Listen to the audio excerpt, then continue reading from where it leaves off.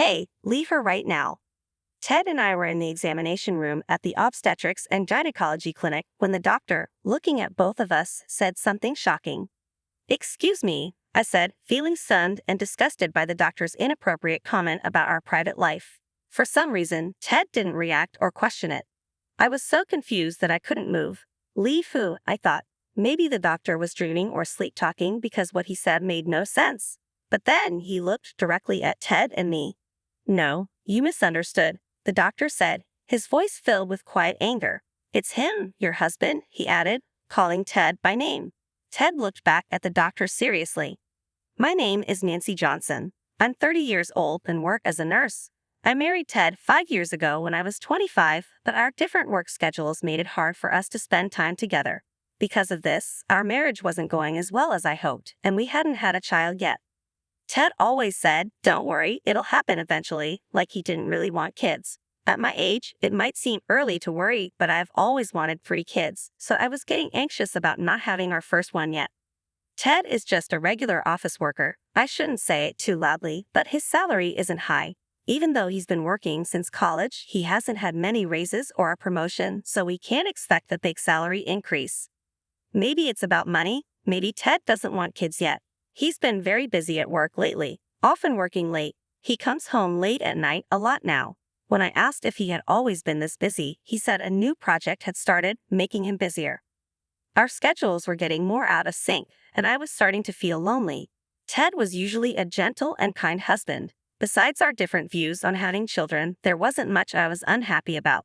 So I never imagined something like this would happen. A year ago, I told Ted that I wanted to start trying to have a baby.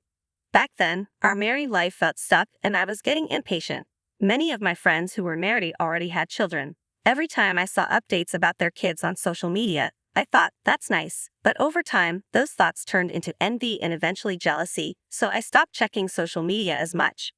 A year ago, I chose the moment when Ted came home from work to tell him that I wanted to start trying for a baby. "Trying to conceive, isn't it something that can happen naturally?" Ted asked. "We don't need to make a big deal out of it, do we?"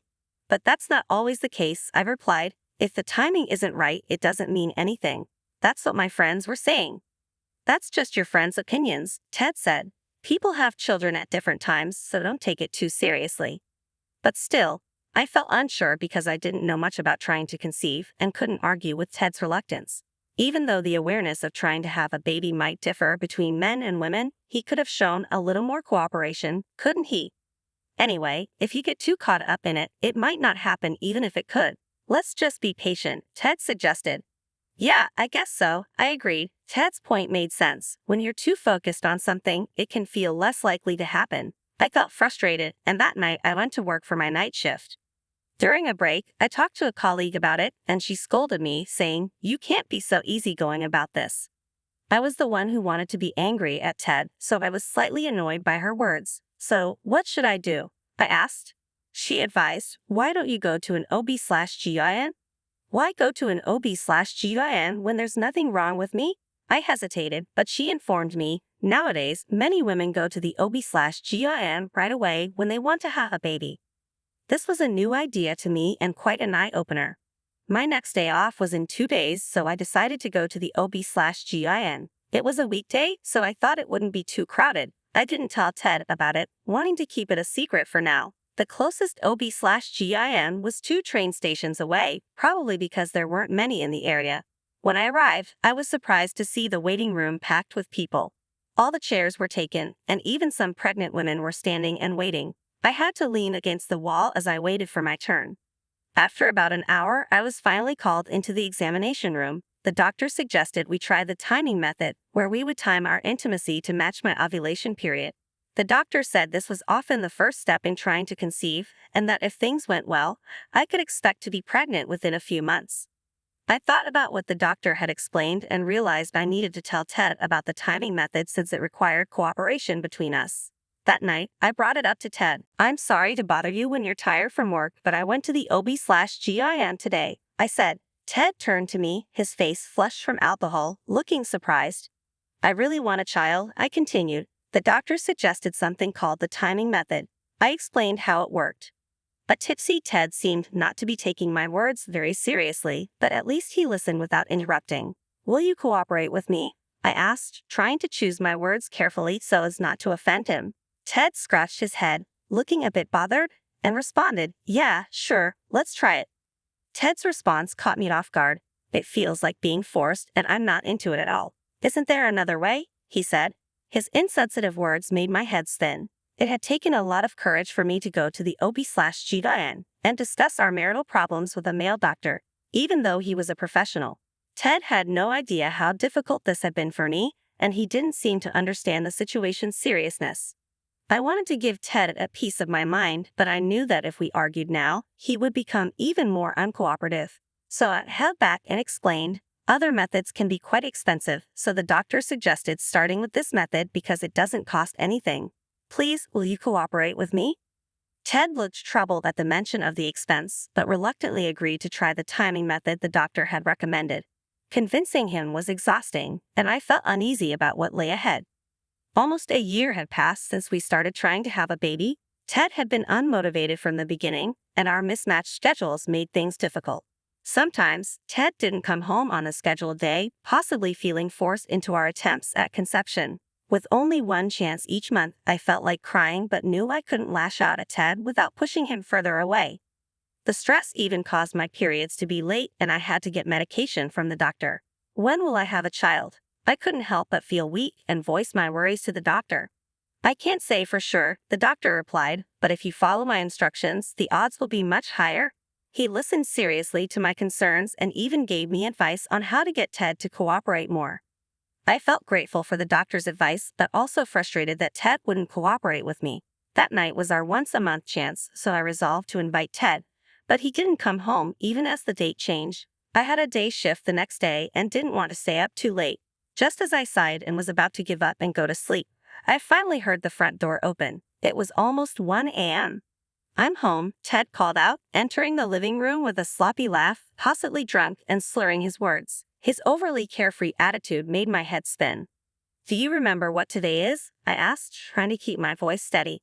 I didn't want to bring this up, but I realized that I had to be clear or Ted wouldn't understand. I confronted him determinedly. Today. What day was it?" Ted seemed confused at first, but then he saw my serious face and lazily narrowed his eyes.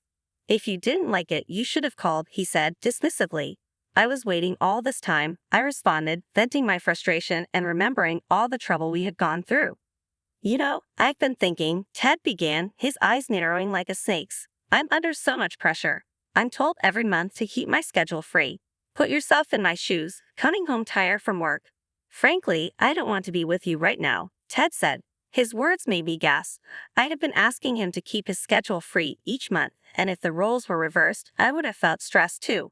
But I had tried to make my requests as gently as possible, holding back my real feelings and trying not to pressure him too much. Seeing Ted act like he was the only one struggling made me feel miserable. "Well, let's take a break for a while," I suggested, feeling that continuing this way would only add more stress to both of us. Ted seemed relieved at the idea and agreed, saying, "That's fine then." I felt the pang of despair at the thought of when we might finally have a child. 3 months after we agreed to the break, Ted seemed freed from the pressure of trying to conceive. He started going out on his days off, leaving in the morning and not returning until late at night. I wondered what he was doing, as Ted didn't have any particular hobbies, so I assumed he was out with friends. Despite the break, Ted began participating in our marital life on his own. Just 3 months after we resumed, I discovered I was pregnant. Overwhelmed with emotion, I immediately told Ted the news. "Oh, that's great," Ted responded, but his reaction was unexpectedly lukewarm. "What's wrong? Aren't you happy?" I asked, expecting him to be more excited about having a child. 3 months after we agreed to the break, Ted seemed freed from the pressure of trying to conceive. He started going out on his days off, leaving in the morning and not returning until late at night. I wondered what he was doing, as Ted didn't have any particular hobbies, so I assumed he was out with friends. Despite the break, Ted began participating in our marital life on his own. Just 3 months after we resumed, I discovered I was pregnant. Overwhelmed with emotion, I immediately told Ted the news. "Oh, that's great," Ted responded, but his reaction was unexpectedly lukewarm. "What's wrong? Aren't you happy?" I asked, expecting him to be more excited about having a child. but he looked somewhat troubled. Of course I'm happy, but we really won't know for sure until we see the doctor, Ted replied. Yes, maybe we should go to the hospital next week, I suggested. Then I'll drive you there, Ted offered, still seeming distant. Let's go to the hospital together, Ted said, showing a gentle side I hadn't seen in a while. It made me feel relieved. Maybe he was happy about the pregnancy too, just holding back his joy until it was confirmed by the doctor. That made sense, so I felt hopeful. A week later, as planned, Ted drove me to the hospital. It was the same Obstetrics and Gynecology Clinic I usually visited. We checked in and waited in the waiting room for our turn. Mrs. Johnson, please, called the receptionist after a long wait. It was busier than usual, so it took over an hour before my name was called. After having my blood pressure taken and a urine test done, I entered the examination room with Ted. Inside, the doctor was looking over my medical chart. The nurse asked Ted and me to sit down and then left, possibly busy with other patients. It was just Ted, the doctor, and me in the room. When the doctor looked up at us, he suddenly widened his eyes. Ted and I exchanged puzzled looks, wondering if something was wrong. You're Mrs. Johnson, correct? The doctor asked. Yes, I'd always have my appointments here, I replied. That's right, he said, pausing. Is something wrong? I'm not pregnant, am I? I asked nervously. The doctor confirmed, you are pregnant. Congratulations. But then he added, but there's something else. He looked at me with a serious expression, then turned his gaze to Ted. After staring at Ted for a few moments, the doctor suddenly said, Hey, you leave her right now. What? I was shocked and disgusted by the doctor's abrupt comment, feeling it was a rude intrusion into our privacy. Ted, strangely, didn't react, and I was left standing there, utterly confused and unable to move. The doctor's words left me bewildered. Leave her? Who with? I wondered if the doctor had been dozing off or was mistaken, but his intense gaze on Ted and me made it clear he was serious. No, you misunderstand. It's your husband, the doctor clarified, addressing Ted directly. Ted remained expressionless, staring back at him.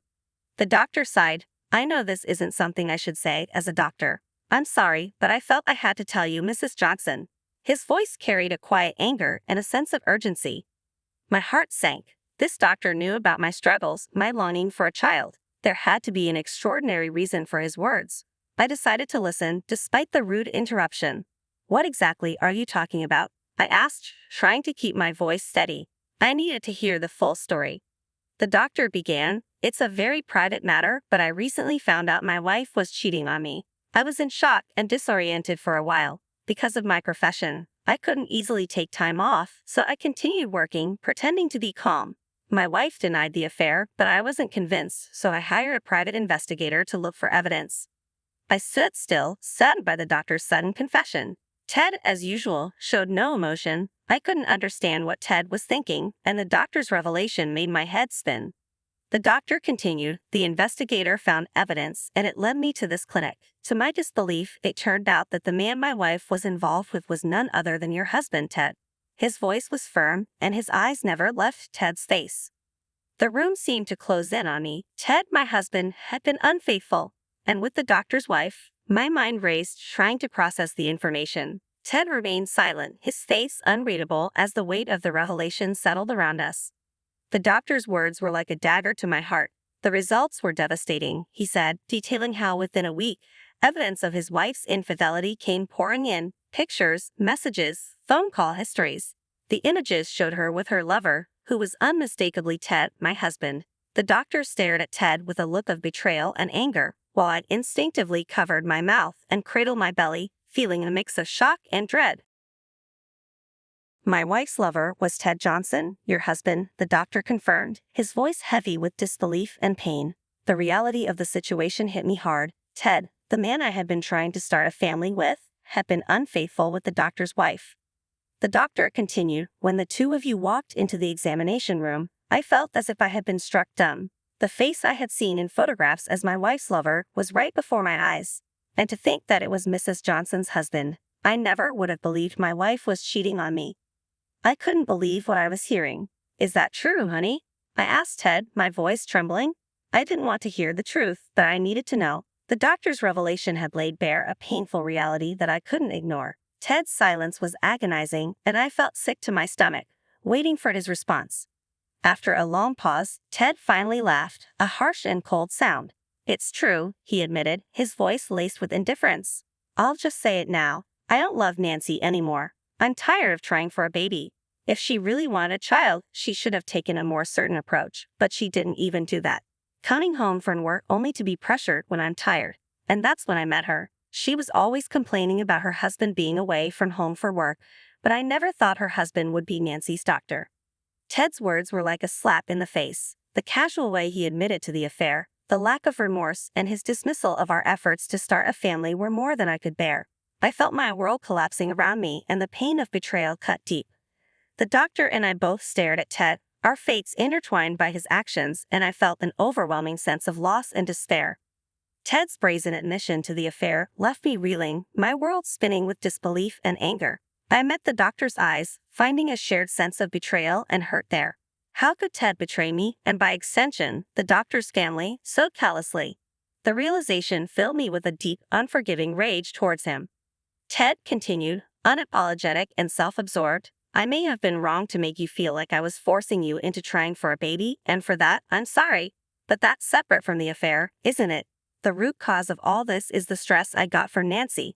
I'm the victim here. I almost want to be paid for my suffering. You're gonna pay, right? You, the doctor, should also pay since your wife ran to the affair because of stress. His words were like salt in a wound, completely disregarding the pain and betrayal he had caused. Ted's insistence on compensation, as if he were the injured party, was beyond comprehension. The doctor and I listened in stunned silence, our hearts growing colder with each word. I couldn't hold back any longer. My voice shook with pent-up frustration and hurt as I finally spoke. Do you even know what you're saying? I could no longer be considerate of Ted, who had been kind in all aspects except when it came to trying for a baby. His complete lack of remorse and understanding had pushed me past my breaking point. The room felt charged with tension as I confronted him, unable to contain the flood of emotions any longer. This was a man I had once trusted and loved, now standing before me, tearing apart everything we had built together. The doctor's presence, a silent witness to this unraveling, only underscored the depth of Ted's betrayal. The facade of our marriage had crumbled, and I couldn't see a way forward from this devastating revelation. Ted's audacity was beyond belief. As I stood there, still reeling from his admission, he arrogantly claimed that he had no money to pay for child support or compensation. My anger flared again, but I kept my voice steady, determined not to let him see how deeply he had hurt me. Of course, you'll be the one to pay, Ted, I insisted, my resolve hardening. I can't believe you cheated knowing that we had a child on the way. I have a responsibility to raise this child now, and I'll have you take responsibility as well. Not just splitting assets, but also making sure you pay child support. Ted scoffed, dismissive as ever. You can say that, but I don't have any money. Then borrow or do whatever you have to do, I shot back, unyielding. I'm willing to consult with a lawyer. You won't stand a chance then. Ted's bravado faltered, realizing he was cornered. His attempt to deflect blame and seek compensation from the doctor's wife only made him look more pitiful. The doctor and I stood united, planning to separate from our unfaithful partners. Ted, finally realizing he had no way out, left the examination room without another word. After he was gone, I turned to the doctor, feeling a mix of gratitude and sorrow. I'm truly sorry for my husband's actions, I said, trying to hold back tears. The doctor shook his head, his voice gentle yet firm. No, my wife is the one to blame, especially since you just found out about a new life being born. No, this child doesn't need that father, I replied, feeling a sense of resolve wash over me. Rather, I'm glad I found out before it was born. The doctor's kind words comforted me, and for a moment, we stood there, sharing a silent understanding of the pain and betrayal we both felt. His support made me tear up, knowing that, despite everything, there were people who understood and stood by me. It'll be tough from here on, the doctor continued, but please feel free to consult with me anytime. I'll help as much as I can. I nodded, grateful for his support. The pain of Ted's betrayal was undeniable, but the doctor's kindness reminded me that I wasn't alone. We were comrades in this painful journey, each finding solace in the other's presence. After the confirmation of my pregnancy and scheduling a follow-up appointment, I left the clinic. The waiting room was crowded, but my mind was too full to worry about the others.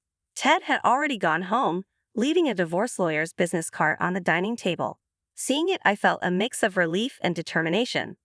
I picked up the card, dialing the number without hesitation. Ted thought he could claim alimony for me, but I was resolute in my decision.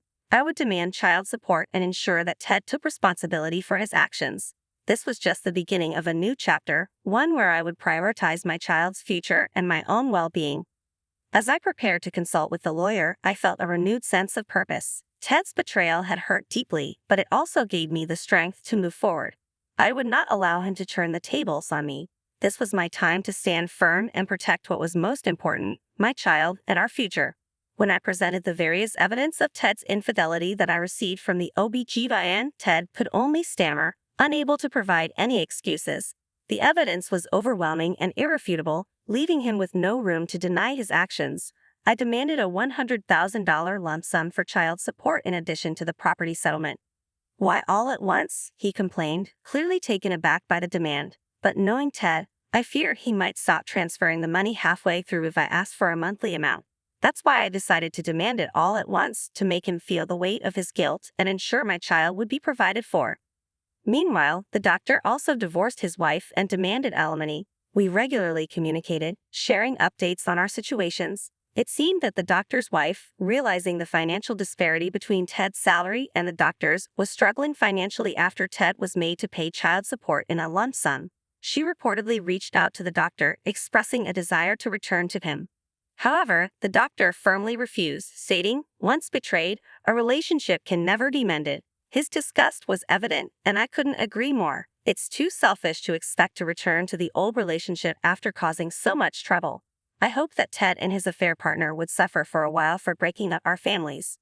In one of our conversations, the doctor said, "We're like comrades, aren't we?" Yes, I agreed, feeling a sense of camaraderie with him. "If you don't mind, would you like to go for tea sometime? Anytime you're free." Surprisingly, I didn't feel uncomfortable at the doctor's invitation. His gentlemanly manner and understanding had been a source of comfort during this tumultuous time.